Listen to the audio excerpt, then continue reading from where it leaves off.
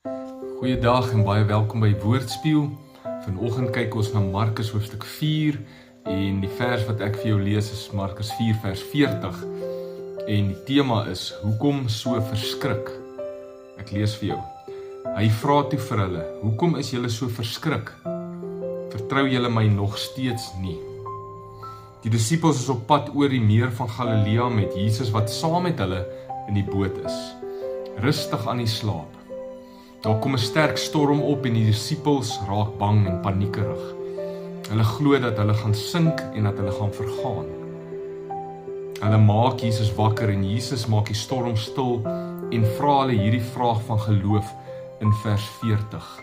Waarom so verskrik? Vertrou julle my nog steeds nie?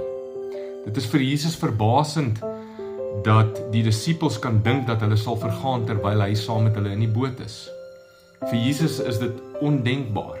Hoe kan hulle vergaan terwyl hy in die boot is saam met hulle? Vertrou julle my nog steeds nie? Ek beleef ook storms, maar Jesus is saam met my in die boot.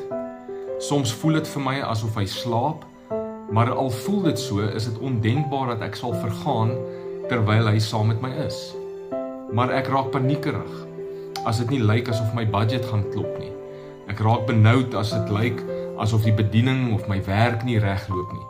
Ek raak benoud oor die toekoms as ek allerlei stories hoor en dinge sien om my gebeur.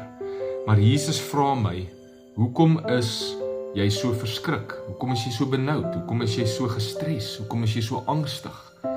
Vertrou jy my nog steeds nie? Jy sal mos nie sink solank ek in jou lewe is nie, want ek sink nie.